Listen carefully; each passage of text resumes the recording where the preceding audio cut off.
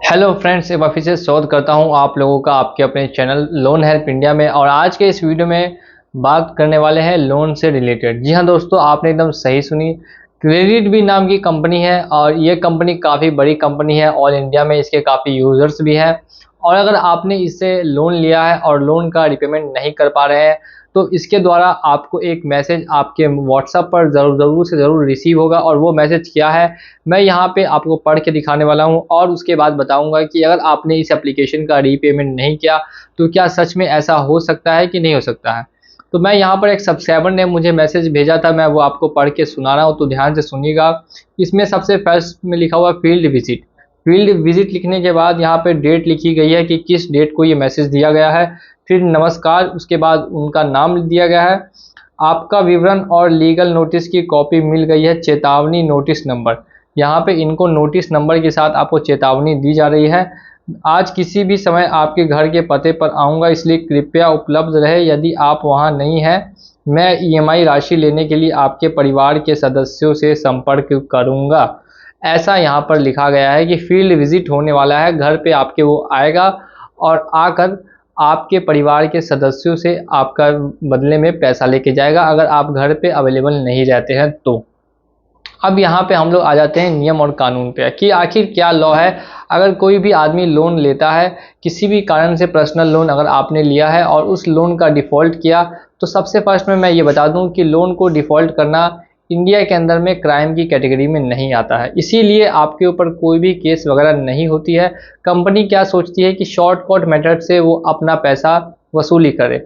अब ये shortcut method कहाँ से मिलता है, तो ये मिलता है दोस्तों इन रिकवरी एजेंट्स के द्वारा। अब ये रिकवरी एजेंट्स कितने सही और कितने गलत होते हैं, इसका अंदाज़ा इसी से लगाया जा सकता है कि इसके लिए क्रेडिट बी को टोटल 42 लाख रुपीज़ का पेनल्टी पे करना पड़ा था, क्योंकि उसके रिकवरी एजेंट ने लोगों से बदतमीजी करके बात की थी और उसका रिकॉर्डिंग हो गया।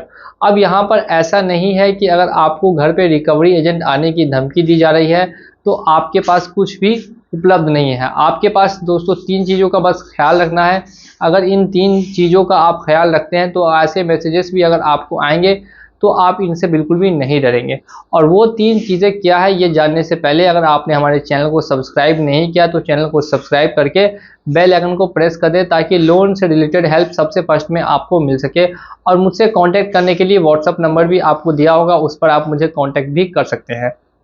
ऐसे मैसेजेस इसीलिए भेजे जाते हैं ताकि ज़्यादातर लोगों को डराया जा सके और उनसे रीपेमेंट के लिए जल्द से जल्द किया जा सके। अब यहाँ पर होता क्या है दोस्तों, ध्यान से सुनिए। अगर आपने लोन लिया और लोन किसी भी कारण से डिफ़ॉल्ट किया तो आरबीआई के हिसाब से सबसे फर्स्ट में आपको उनको बताना होगा कि किस वजह से आपने उनका लोन का पेमेंट अभी तक नहीं किया और कब तक उनका आप लोन पे कर पाएंगे। ये सभी जानकारी आपको कंपनी को प्रोवाइड करनी है। इसके बाद अगर कंपनी आपको समय देती है लोन का पेमेंट करने के लिए तो ठीक है, अगर समय नहीं भी देती है इन केस, तो यहाँ पर आपको डरना नहीं है। अगर आपके घर ऐसे मैसेजेस आते हैं कि रिकवरी एजेंट पहुँचने वाले हैं, तो सबसे फर्स्ट चीज़ आपको जो याद रखनी है कि वो 7 बजे सुबह से लेकर 7 बजे शाम के बीच में आना चाहिए। अगर इसके बीच में नहीं आकर 7 बजे से पहले या 7 बजे के बाद आता है तो उससे आप बिल्कुल भी नहीं मिलेंगे, बिल्कुल भी बातचीत नहीं करेंगे। दूसरी चीज़, इस चीज़ का ख्याल रखना है कि अगर वो आपकी इमेज को ख़राब करने की कोशिश कर रहा है या फिर आपको धमकी दे रहा है या फिर डरा रहा है, तो ऐसे केसेस में आपको उनकी वीडियो रिकॉर्डिंग ज़रूर से ज़रूर करनी है। सबके हाथ में फ़ोन होता है, तो किसी के भी आप हाथ में फ़ोन देके मोबाइल की रिकॉर्डिंग ऑन करा सकते हैं। और रिकॉर्डिंग के सामने अगर वो बात करेंगे तो वो आपसे अच्छे से पेश आएगा, अच्छे से बात करेगा। वही अगर रिकॉर्डिंग ऑन नहीं की होगी तो फिर वो आपसे बदतमीजी से बात करेगा और आपको डराएगा, धमकाएगा भी। तो इस चीज़ का आप ख्याल रखें कि उसकी रिकॉर्डिंग आप करते रहें जब तक वो आपसे बातचीत कर रहा है। नंबर 3, अगर उसके पास आईडी प्रूफ या विजिटिंग लेटर नहीं में कंपनी के द्वारा से दिया गया है तो फिर वो उस एजेंट से आप बात नहीं करेंगे या उनसे बिल्कुल भी बातचीत नहीं करेंगे।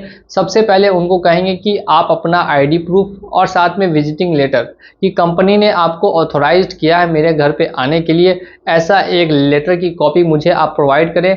साथ ही में आप अपनी आईडी प्रूफ का फ़ोटो मुझे दें।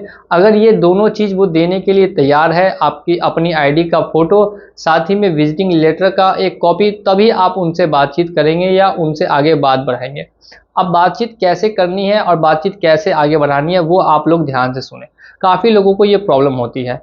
तो कंपनी से, जैसा कि मैंने आपको शुरुआत में कहा था, कि अगर आपने टाइम के लिए अप्लाई किया है, अगर आपको टाइम मिल गया तो सही है, अगर नहीं भी टाइम मिला तो रिकवरी एजेंट को आप सीधे बोल सकते हैं कि इतना समय आपको लगेगा रीपेमेंट करने में, इस बीच में आप रीपेमेंट नहीं कर पाएंगे, और अगर वो दोबारा आता है तो आप उसमें मानहानि का मुकदमा दायर कर सकते हैं या फिर एक कंप्लेन फाइल कर सकते हैं पुलिस स्टेशन में जाके। सिर्फ आपको कुछ नहीं करना है, रिटन कंप्लेन को फाइल कर देना और उसकी एक कॉपी उस रिकवरी एजेंट को भी दे देनी है कि आपने उनके खिलाफ मानहानि का मुकदमा दायर कर दिया है। ऐसा कब कर सकते हैं? जब वो बार बार आपके घर पे आके आपको या आपके परिवार वालों को परेशान कर रहा है। तो ये नियम आपके पास उपलब्ध है, ये सभी चीज़ें आप अगर करते हैं तो फिर आपको रिकवरी एजेंट से यहाँ पे डरने की बिल्कुल भी ज़रूरत नहीं है। इसी के साथ अगर आपको ये वीडियो पसंद आई हो और ऐसे ही इन्फॉर्मेशन और नॉलेज वाली वीडियोस चाहिए तो हमारे चैनल लोन हेल्प इंडिया को सब्सक्राइब करके बेल आइकन को प्रेस कर दीजिए। तो चलिए चलता हूँ आज के इस वीडियो में, मिलेंगे अगली वीडियो में बहुत जल्द।